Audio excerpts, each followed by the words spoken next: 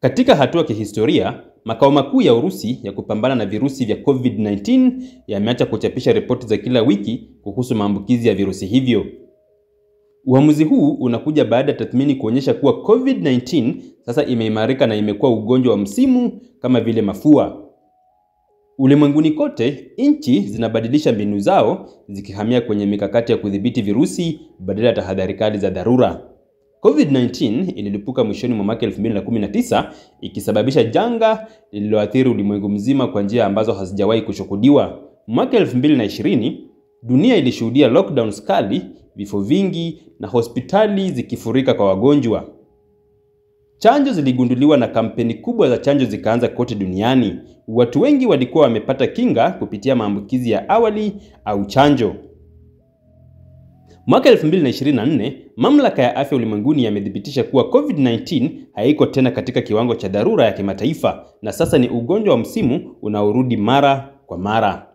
Kwa uamuzi wa Urusi kuacha kuchapisha ripoti za kila wiki, kuna ishara kwamba hata mataifa yenye tahadhari kali zaidi sasa yanaona ugonjwa huu kama sehemu ya kawaida ya maisha. Kuweza kusema ugonjwa umestabilika kunamaanisha kuwa idadi ya maambukizi, kulazwa hospitalini na vifo vimepungua kwa kiasi kikubwa. Hili linatokana na mambo kadhaa. Moja, kinga ya jamii, herd immunity. Watu wengi duniani wamepata kinga kutokana na chanjo au maambukizi ya awali. Kinga hii imepunguza athari kali za ugonjwa huo, ikifanya maambukizi ya sasa kuwa madogo na yasiyo hatari sana. Mbili, mabadiliko ya virusi. Virusi vya SARS, SARS-CoV-2 vimeendelea kubadilika na lahaja mpya kama Omicron zimekuwa na maambukizi makali lakini hatari ndogo kuliko lahaja za awali kama Delta. Lahaja hizi zimesababisha maambukizi ya haraka lakini hazisababishi vifo kwa kiwango cha juu. Tatu, matibabu bora. Matibabu mapya na uboreshaji wa huduma za afya zimepunguza vifo vinavyotokana na COVID-19. Dawa kama Paxlovid, Molnupiravir na monoclonal antibodies zimeleta matokeo bora kwa wagonjwa wa hatari kubwa. 4, mabadiliko ya tabia za kijamii. Watu wengi wamezoea kuishi na COVID-19 kwa kujikinga kwa kuvaa barakoa pale inapobidi na kuzingatia usafi wa mikono. Serikali zimehamia kwenye mikakati ya kudhibiti badala ya kuzima kabisa maambukizi.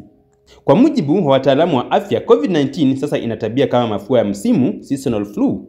Hii inamaanisha kuwa maambukizi huongezeka katika vipindi fulani vya mwaka kama msimu wa baridi. Dalili ni nyepesi kama watu wengi na mara nyingi hazihitaji kulazwa hospitalini.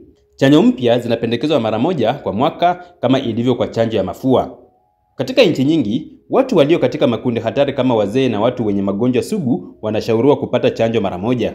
Urusi imekuwa mojawapo ya mataifa yaliyotilia mkazo ukusanyaji wa data za COVID-19, lakini sasa wameamua kuwa si lazima tena kuchapisha ripoti za kila wiki. Sababu kuu ni kama moja, kupungua kwa maambukizi makali. 2, kinga ya kijamii imeimarika na 3, kipaumbele kimehamia magonjwa mengine. Serikali inalenga rasilimali zake kwa changamoto mpya za afya badala ya COVID-19 pekee. Hii inaenda na hatua za shirika la afya duniani WHO ambalo Mei mwaka 2023 lilitangaza kuwa COVID-19 sio tena dharura ya afya ya kimataifa.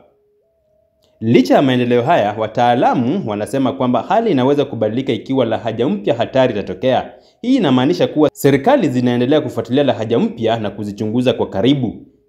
Chanjo mpya zinaendelea kuundwa kwa ajili ya lahaja zinazoweza kuwa hatari zaidi, na watu walio katika makundi ya hatari wanapaswa kuendelea kupata chanjo na kuchukua tahadhari. Hata hivyo, kwa sasa hakuna ushahidi wa lahaja mpya inayoweza kusababisha janga kama lile la awali. Mabadiliko haya yanaonyesha kuwa ulimwengu umejifunza kuishi na COVID-19. Ingawa virusi vinaendelea kuwepo, havileti tena hofu kama ilivyokuwa miaka ya nyuma. Kwa hatua ya Urusi kuacha ripoti za kila wiki, inazidi kuwa dhahiri kuwa COVID-19 sasa ni sehemu ya magonjwa ya kawaida tunayoishi nayo, ugonjwa wa msimu kama mafua.